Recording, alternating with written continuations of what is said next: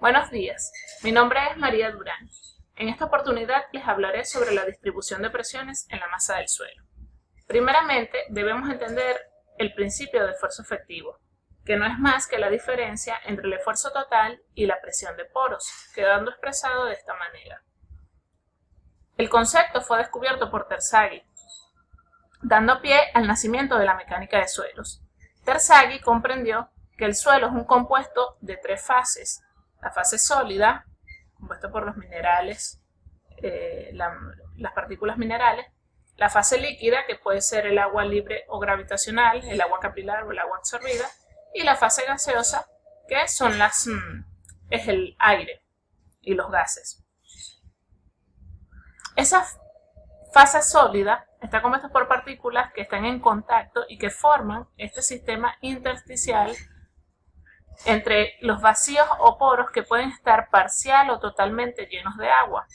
De manera que en la naturaleza podemos conseguir suelos saturados con agua y nada de aire en los vacíos, suelos secos sin nada de agua en los vacíos y suelos parcialmente saturados con agua y aire en los vacíos.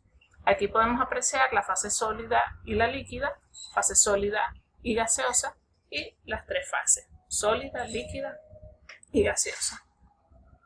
De lo anterior, tenemos que la respuesta de un suelo ante la aplicación de cualquier carga o la transmisión de los esfuerzos de esa carga al interior del conjunto sólido, agua y gas es una acumulación del comportamiento de los tres componentes, haciendo que los fenómenos de transmisión de esfuerzos sean complejos. Debido a la naturaleza incompresible del agua, la presencia de esta en el suelo juega un papel importante en el comportamiento del mismo. Podemos ver en esta imagen la analogía que hizo Terzaghi sobre el comportamiento del suelo. Por esta analogía fue que él comprendió este principio del esfuerzo efectivo. ¿Qué hizo él? Él simuló en un cilindro que tenía un pistón al cual estaba conectado un resorte y presentaba un orificio con una válvula que tenía la posibilidad de abrir o cerrar, y al cual estaba conectado también un manómetro que medía la presión. ¿Qué hizo él? En una condición inicial, con el orificio cerrado y sin aplicación de carga, la presión en el manómetro marcaba que era 0. Pero cuando en un instante inicial él coloca una carga sobre el pistón, la presión y la válvula se mantiene cerrada, la presión en el manómetro es la máxima. Esto porque el agua es incompresible y se está absorbiendo está marcando toda la presión. Cuando la válvula es abierta, la presión en el manómetro disminuye. ¿Por qué? Porque el agua empieza a fluir por la válvula y el resorte empieza a comprimirse. Y en una condición final, aún con la válvula abierta, la presión en el manómetro es 0 porque ya no hay flujo de agua. El resorte es el encargado de absorber toda la carga y se comprime al máximo. El resorte simula la fase sólida del suelo, que es la responsable de absorber los esfuerzos cortantes en una masa de suelo. Podemos ver en la fotografía cómo cuando al aplicar cargas que sean muy elevadas y generen presiones elevadas en la masa del suelo, el agua, por su naturaleza incompresible, busca salir por los puntos de menor presión. Entonces vemos que el esfuerzo efectivo representa la parte del esfuerzo total que es tomada por la fase sólida del suelo, transmitiéndose entre los granos de la misma. El esfuerzo total representa la relación entre la carga total actuante sobre un área transversal cubierta por dicha carga, y la presión de poro representa la presión a la que está sometida el agua en los vacíos del suelo.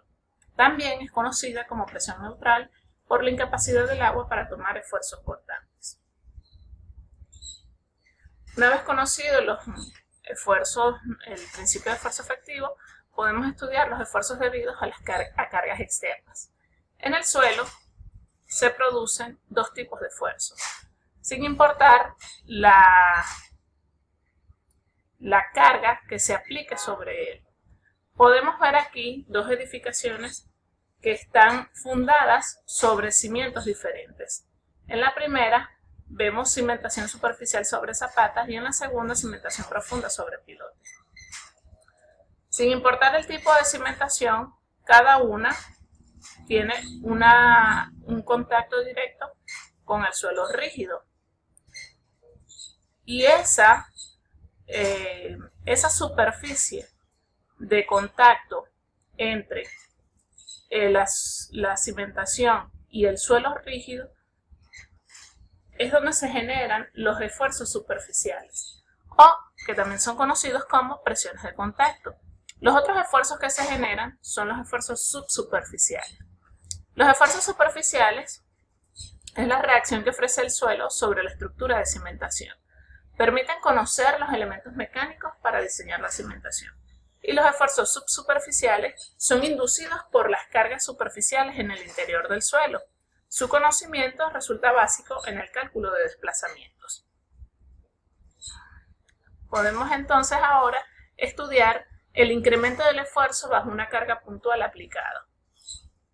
Boussinesq fue el matemático encargado de desarrollar, que desarrolló el modelo matemático para estudiar el esfuerzo bajo una carga puntual en el suelo.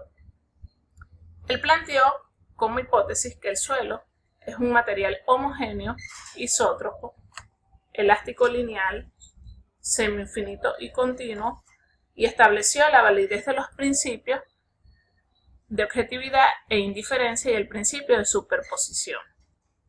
Es importante resaltar que en la realidad las hipótesis anteriores no se cumplen, debido a que el suelo no es homogéneo,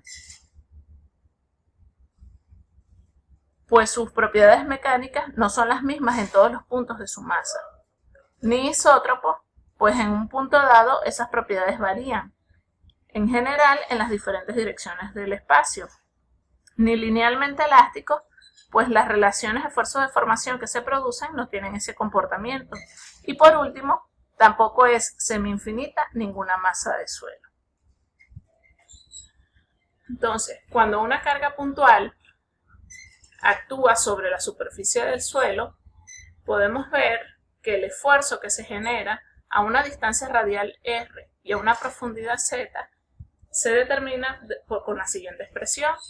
El esfuerzo a la profundidad z va a ser igual a p sobre z cuadrado por p sub 0, donde p es la carga puntual, z es la profundidad a la cual se desea conocer el esfuerzo y p sub 0 es el coeficiente de influencia. Este se determina por la siguiente fórmula: 3 medios de pi por 1 sobre 1 más la distancia radial entre la profundidad a la cual se desea conocer el esfuerzo, todo eso al cuadrado, elevado a la 5 medios. El desarrollo de esta fórmula fue básicamente el trabajo que realizó Boussinesq con las hipótesis anteriormente planteadas, y este método se puede aplicar para calcular en una primera aproximación la distribución de tensiones producidas en el terreno por una o varias zapatas. Podemos ver un ejemplo. Obtener el valor del esfuerzo a una profundidad z aplicando la ecuación de Boussinesq para el caso de una carga concentrada de 100 toneladas. Podemos imaginar que esa carga concentrada es representada en la realidad por una zapata. Se requiere el esfuerzo a 3 metros de profundidad y a una distancia radial de 1,5 metros. Como datos, tenemos que la carga puntual P es igual a 100 toneladas, la profundidad Z a la cual deseamos conocer el esfuerzo es 3 metros y la distancia radial es 1,5 metros. Como el esfuerzo es igual a P sobre Z al cuadrado por P sub 0 y ya conocemos a P y conocemos a Z, necesitamos calcular a P sub 0. Calculando P sub 0, sustituyendo en la fórmula la distancia radial 1,5 y la profundidad Z igual a 3, tenemos que el valor de P sub 0 es igual a 0,2733 y sustituyendo ese valor en esta fórmula inicial del esfuerzo, tenemos que el esfuerzo va a ser igual a 100 toneladas entre 3 metros al cuadrado por 0,2733. el coeficiente es adimensional. Por lo tanto, el esfuerzo producido por esa zapata que transmite una carga de 100 toneladas a una profundidad de 3 metros y a una distancia radial de 1,5 metros es igual a 3,03 toneladas por metro cuadrado. Espero este tutorial les sirva de ayuda en su proceso de aprendizaje. Gracias.